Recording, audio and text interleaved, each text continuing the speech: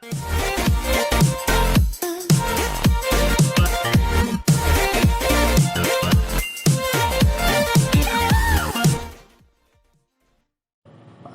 di sini yang tidak kenal Syekh Abdul Qadir Al-Jailani? Nggak ada kan? Semua kita tahu siapa Syekh Abdul Qadir Jailani. Syekh Abdul Qadir Jailani itu adalah pimpinan para wali di zamannya. Beliau mengatakan tidak ada wali jadi wali kecuali telapak kakiku itu di atas pundaknya. Maksudnya apa? Semua wali itu di bawah beliau, karena makom beliau itu Al-Gaus, pimpinan para wali di zamannya. Suatu hari Syekh Abdul Qadir Al-Jailani ini dari Baghdad datang ke Mekah. Beliau melakukan tawaf keliling Ka'bah. Tengah keliling Ka'bah, beliau melihat ada seorang perempuan, seorang wanita, ibu-ibu lah gitu. Melihat ibu-ibu dalam keadaan tawaf, kakinya cuma satu, buntung kakinya. Jadi tawafnya tuh sambil lompat. Maka beliau perhatikan, Masya Allah, ibu ini tawaf nekat 7 kali putaran dalam keadaan kakinya itu buntung. Maka beliau lihat ke dalam batinnya, ternyata perempuan itu wali. Wah, perempuan ini wali nih. Maka beliau karena pimpinan para wali itu ngecek levelnya. Ini levelnya berapa nih? Tingkat walinya seberapa perempuan? Lihat. Mungkin tingkat ini. Ternyata dalam daftar tingkatan itu tidak ada nama perempuan itu.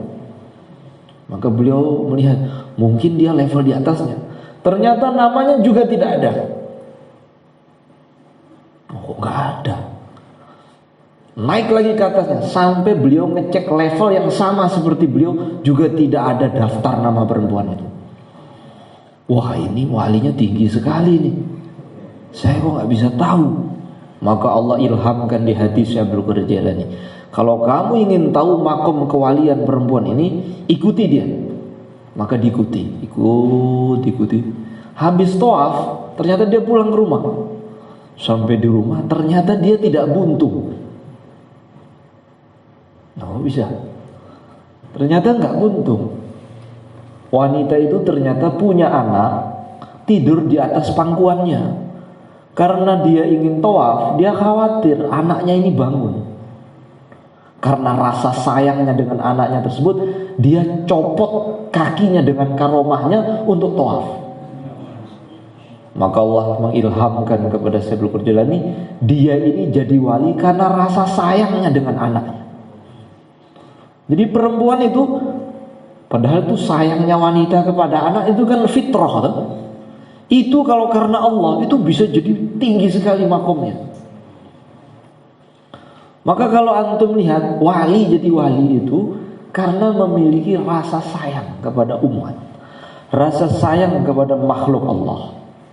Maka orang yang arogan, orang yang kasar, menebar kebencian di mana-mana, sudah jangan diikuti. Nanti antum lama jadi wali. Antum itu ikutilah orang-orang yang menebar kasih sayang di mana-mana. Dengan berkah kasih sayang Allah Subhanahu wa taala akan menahan azab. Ada suatu kampung, itu Allah perintahkan malaikat Jibril untuk membalik kampung itu, disuruh telungkup, angkat, cabut tanahnya, angkat ke atas, telungkupkan, dibenamkan, yang dari yang atas jadi ke bawah. Maka malaikat Jibril datang, dicongkel kampung itu karena ahli maksiat semua. Karena ahli maksiat, mereka tidak amar ma'ruf nahi mungkar, dicabut. Ketika diangkat, nah ada bayi bangun, ya kaget karena ada gempa begitu. Ada seorang bayi nangis, maka ibunya itu bangun, langsung segera menyusui dan berusaha mendiamkan anaknya. Ditepuk-tepuk, cup nak.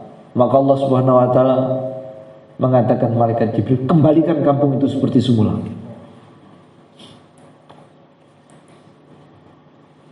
Maka malaikat Jibril bertanya, ya Allah, apa hikmahnya perintahmu ini? Aku menahan azabku untuk kampung tersebut karena ada seorang ibu yang mengasihi anaknya ketika nangis. Bayangkan. Karena ada kasih sayang di dunia ini, maka Allah menahan azab. Maka kita ini manhajnya mahabbatus sholihin, manhaj kita, visi misi kita apa? Menebar kasih sayang. Sepakat gak? Sepakat ya? Jadi kalau ngomong tuh gak usah kritik sana, kritik sini, menjelekkan sana, menjelekkan sini. Itu bukan jalan kita. Ya, jalan kita apa? Menebar kasih sayang. Tapi ada satu hal yang harus diingatkan. Menebar kasih sayang itu jangan kebablasan.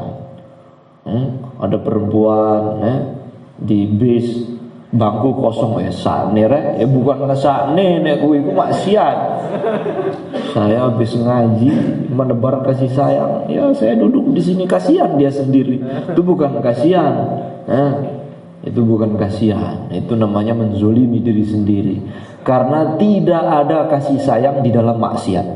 Saya ulang lagi, tidak ada kasih sayang di dalam maksiat.